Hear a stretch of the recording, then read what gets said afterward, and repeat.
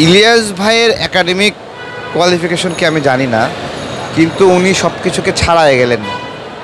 এই সাংবাদিকতা নিয়ে অনেক গবেষণা, বড় বড় লোক স্কলার আছে, কিন্তু বন্ধুরা, আমাদের এই চ্যানেলে সবসময় নিত্য নতুন লেটেস্ট সংবাদের আপডেট জানানো হয় এবং সবসময় গরম খবর দেখানো হয়। যদি আপনাদের আমাদের চ্যানেলটি ভালো লাগে তাহলে অবশ্যই চ্যানেলটি সাবস্ক্রাইব করে সাথে থাকবেন।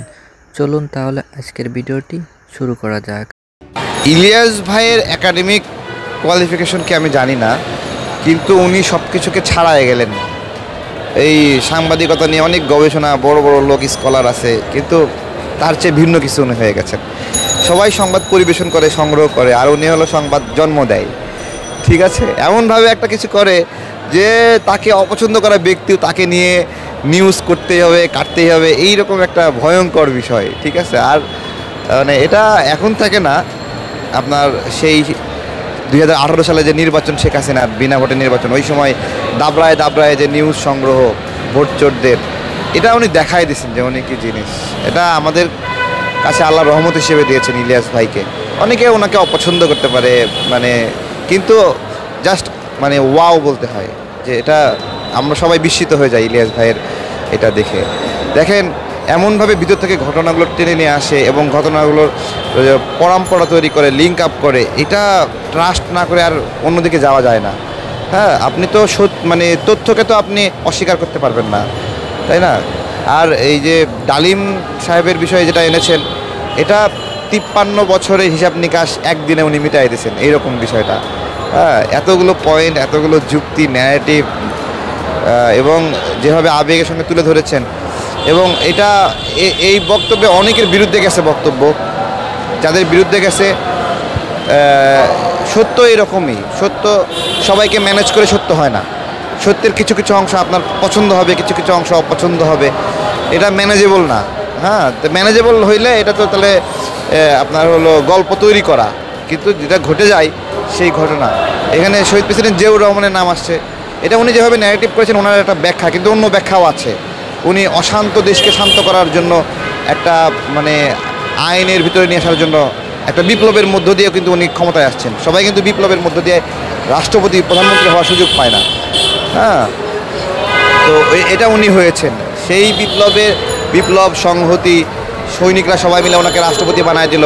ওই সময় রাষ্ট্রকে সুশৃঙ্খল করার জন্য ওনার উদ্যোগগুলোকে আপনার হলো প্রশ্নবিদ্ধ করার সুযোগ নাই।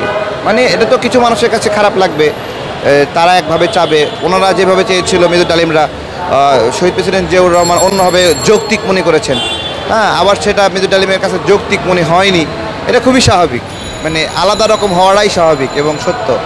এবং শৃঙ্খলার জন্য আমি কোনোটাকে অস্বীকার করছি না, এবং সব কিছু মিলিয়ে ভালো। শহীদ প্রেসিডেন্ট জিয়াউর রহমান দেশের জন্য যে উদ্যোগ নিয়েছেন 1971 সালে, এর পরবর্তীতে বিশৃঙ্খল রাষ্ট্রকে আবার শৃঙ্খলায় আনার জন্য যে উদ্যোগ নিয়েছেন, সব কিছুই গ্রহণযোগ্য। এটা অনেকের কাছে অগ্রহণযোগ্য হতে পারে, অপ্রাসঙ্গিক মনে হতে হবে, অনেকের জন্য জুলুম হতে পারে, এটা স্বাভাবিক।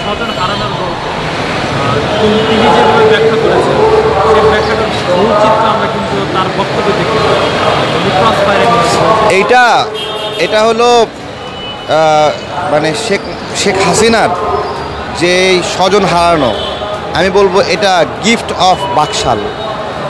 ঠিক আছে, বাকশালের গিফট, এটা বাকশালের গিফট।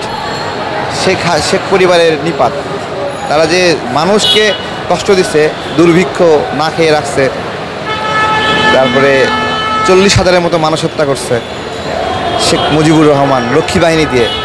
এটা তো একটা শাস্তি আছে, এই শাস্তিটা পেয়েছে। এবং এটা একটা চমৎকার কাজ যে শেখ হাসিনা রয়ে গেছিল। আমরা শেখ হাসিনাকে না দেখলে বুঝতে পারতাম না মুজিব কি মাল ছিল। আচ্ছা, উনি যদি ভুয়া ডালিম হয়, আমি তো বিশ্বাস করি শেখ হাসিনাও বসে বসে এই ভিডিও দেখতেছিল। ঠিক আছে, হ্যাঁ, তাহলে ভুয়া হলে এত টেনশন করার তো কারণ নাই। মনের শান্তি না থাকুক, সমস্যা কি? এক্ষেত্রে আপনার কি মনে হয় যে তাদের যে গল্প, স্বজন হারানোর ব্যথা, সেই ব্যথাকে পুনরায় আবার তারা প্রকাশ করতে পারে না? এইটা তো একটা অদ্ভুত বিষয় ছিল যে মানুষ মরে গেলে জানাজা নামাজের জন্য সবাই আসে, তাদের নেতার জানাজা নামাজে কেউ আসলো না। এটা তো একটা বেদনাই, এই বেদনা সারা জীবন থাকবে। তারা একটু তুলনা করুক, শহীদ প্রেসিডেন্ট জিয়াউর রহমানের জানা যায় কত লোক হয়েছিল আর তাদের জানা যায় কত লোক হয়েছিল। একটা মানুষ যদি ভালো হয়